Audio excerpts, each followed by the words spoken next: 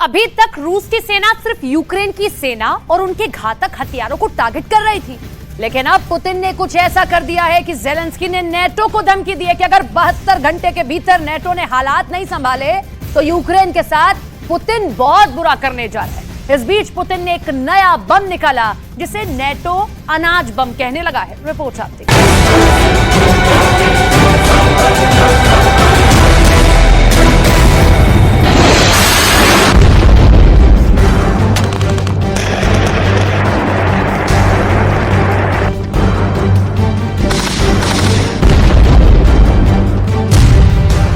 Zelensky ने दी NATO को धमकी।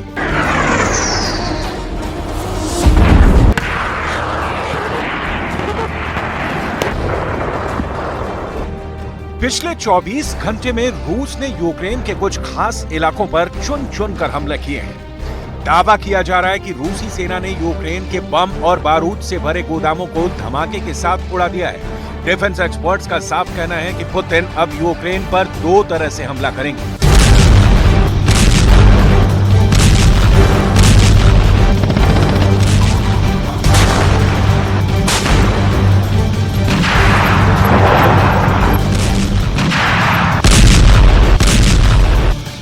एक बम और मिसाइलों से हमला कर रहे हैं और दूसरा अनाज बम से।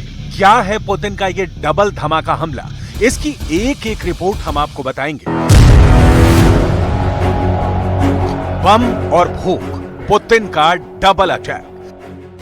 17 महीने की जंग में लगभग 80 लाख करोड़ का नुकसान यूक्रेन उठा चुका है। एक अनुमान के मुताबिक यूक्रेन की 40% से ज्यादा आबादी बहुत ही बुरे हालात में रह रही है। पूर्वी और दक्षिणी यूक्रेन के कम से कम 13 शहरों में हालात बदतर हो गए हैं, जहां अभी तक यूक्रेनी सेना का एक भी सैनिक नहीं पहुंच पाया है।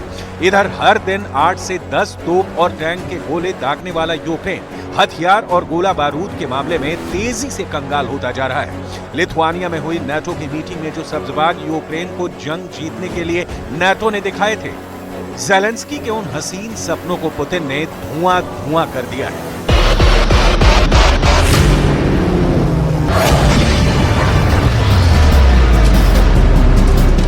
हालात ये हो गए हैं कि ज़ेलेंस्की ने साफ कहना शुरू कर दिया है कि अगर नेटो ने 72 घंटे के अंदर हथियारों की सप्लाई तेज नहीं की तो फिर यूक्रेन दो तरफा मारा जाएगा। क्या है ज़ेलेंस्की का वो खौफ जिसकी वजह से वो ऐसे दावे कर रहे हैं? हम आपको पूरी डिटेल के साथ आगे बताएंगे। 72 घंटे में यूक्रेन को बचाओ।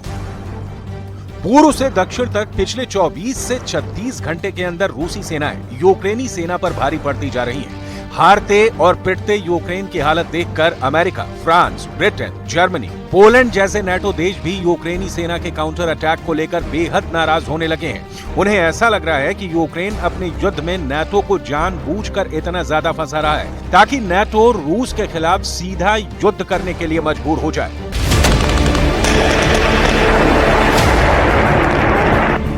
रूस ने जिस तरह से यूक्रेन के खार्किव में ट्रिपल अटैक किए हैं वो हैरान करने वाले हैं। 1 लाख सैनिकों के साथ लगभग 1000 टैंकों से हमला नेटो और यूक्रेन के होश उड़ाने वाला साबित हो रहा है। यहां तक कि यूक्रेन के ओडेसा में रात के वक्त रूस के सबसे भीषण हमले हो रहे हैं। लेकिन ज़ेलेंस्की के पास दिक्कत यह है कि उनकी सेना के पास एयर डिफेंस सिस्टम लगभग खत्म होने की कगार पर है। ऐसे में वो करें तो क्या करें? पहले आप ये देख लीजिए कि पुतिन का डबल अटैक क्यों यूक्रेन पर भारी पड़ रहा है। बम और भूख, पुतिन का डबल अटैक। यूक्रेन पर पिछले 24 घंटे में पुतिन ने दो तरह के बेहद तेज हमले किए हैं। हम आपको बता दें कि रूस की सेना ओडेसा और खार्किव में अलग अलग टारगेट पर हमला कर रही है। पहले खार्किव के बारे में समझ लीजिए। पुतिन की सेना 350 वर्ग किलोमीटर में फैले खार्किव इलाके पर 1 लाख सैनिक, 555 तोप, 370 MLRS और 900 टैंक से स्टॉर्म जेड हमले शुरू कर दिए हैं। आप इसी से अंदाजा लगा सकते हैं कि महज 48 घंटे के अंदर रूस ने खार्किव में 10% इलाके पर कंट्रोल करने का दावा किया है।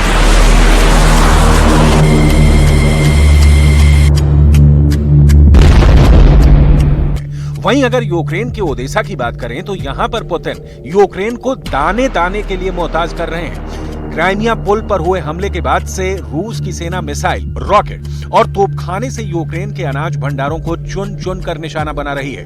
रूस के दावों के मुताबिक उनकी सेना ने ओदेसा के गोदाम में भरा हुआ 70,000 टन अनाज तबाह कर डाला है, जबकि ज़ेलेंस्की का दावा है कि रूस ने 10 लाख टन अनाज भीषण हमलों में बर्बाद कर दिया है। यहां तक कि रूस ने यूक्रेन का 60,000 टन अनाज अपने कब्जे में ले लिया है। Z बम प्लस अनाज बम अटैक। Цей удар терористів доводить, що їхня мішень не лише Україна і не лише життя наших людей. У портах, які були атаковані, сьогодні зберігалося близько 1 мільйона тонн продовольства. Саме той обсяг, який вже давно мав. इधर ज़ेलेंस्की ने नाटो पर भड़कते हुए साफ कह दिया है कि अगर 72 घंटे में बिगड़े हालातों को नहीं संभाला गया तो फिर कुछ भी हो सकता है।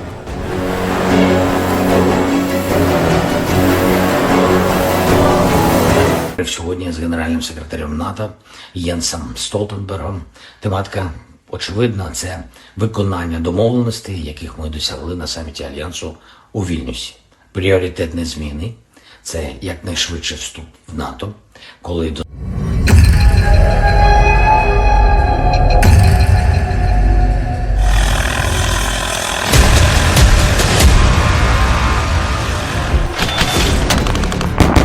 ज़ेलेंस्की को डर बैठ चुका है कि काला सागर में रूस के युद्धपोत और लड़ाकू विमान यूक्रेन के अनाज से भरे जहाजों पर हमला कर सकते हैं या फिर यात्रियों से भरे जहाजों को रूस निशाना बना सकता है।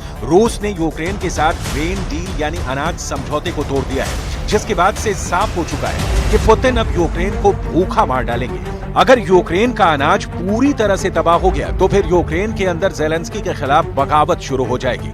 डिफेंस एक्सपर्ट्स का साफ कहना है कि यूक्रेनी जनता एक बार को बम के हमले बर्दाश्त कर सकती है, लेकिन भूख बम उन्हें बेकाबू कर देगा। इसीलिए रूसी सेना डंके की चोट पर कह रही है कि हम यूक्रेन के अनाज भंडारों को तबाह कर रहे हैं।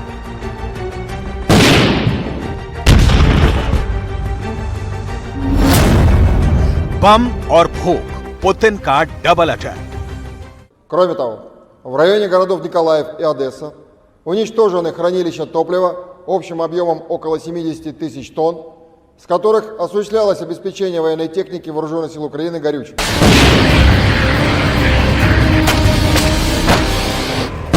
यूक्रेनी सेना के जनरल और कमांडर ज़ेलेंस्की को लगातार ताजा हालात के बारे में जानकारी दे रहे हैं। बेशक यूक्रेन के पास बेहतरीन खुफिया इनपुट और नेटवर्क मजबूत है, लेकिन पुतिन जैसे लड़ाके के सामने नाटो और यूक्रेन पानी मांग रहे हैं। रूस के स्टॉर्म जेट हमलों को लेकर यूक्रेन में हड़कंप मच गया, क्योंकि पुतिन ने 1.5 महीने पहले ही कह दिया था कि रूस के 7 लाख रिजर्व सैनिक जब यूक्रेन पर चारों तरफ से हमला करेंगे तो यूक्रेन को कोई बचा नहीं पाएगा। रूस ने तो दावा कर दिया है कि उसकी सेना उत्तर पूर्वी खार्किव क्षेत्र के एक महत्वपूर्ण रेलवे जंक्शन कुपियांस्क की दिशा में 2 किलोमीटर तक आगे बढ़ गई है। इधर अब रूस ने साफ कर दिया है कि काला सागर में मौजूद यूक्रेन का हर तरह का जहाज रूस के निशाने पर है।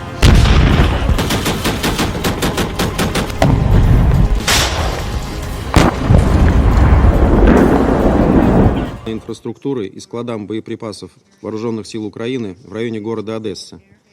По цехам производства и местам хранения безэкипажных катеров в районах Одессы и Ильичевска Одесской области. И объектам топливной инфраструктуры и складам боеприпасов Вооруженных сил Украины в районе города Николаева.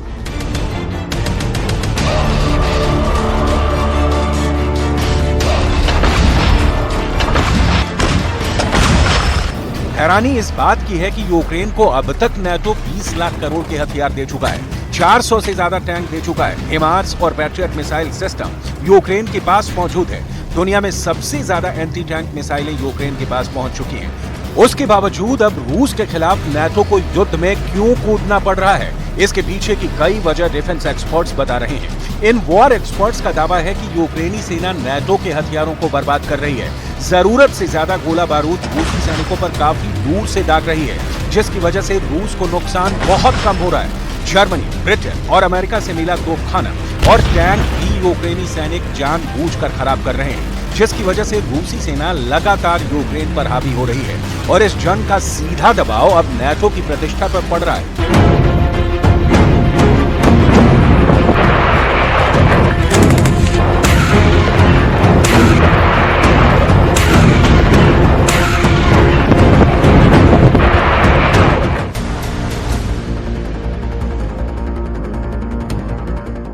हारते यूक्रेनी सैनिकों की वजह से ही नाटो को 1 जुलाई को चेतावनी देनी पड़ी थी कि यूक्रेन को तभी घातक हथियार और F-16 जैसे फाइटर जेट मिलेंगे जब रूस के खिलाफ यूक्रेन अपने काउंटर अटैक से ताकत दिखाएगा। लेकिन इधर ज़ेलेंस्की रट लगाए हुए हैं कि जब तक यूक्रेन को नाटो में शामिल नहीं किया जाता, जब तक यूक्रेन को घातक हथियार और हर हफ्ते 1 लाख तोप के गोले नहीं मिलते हैं, तब तक यूक्रेन काउंटर अटैक तेज नहीं करेगा। लेकिन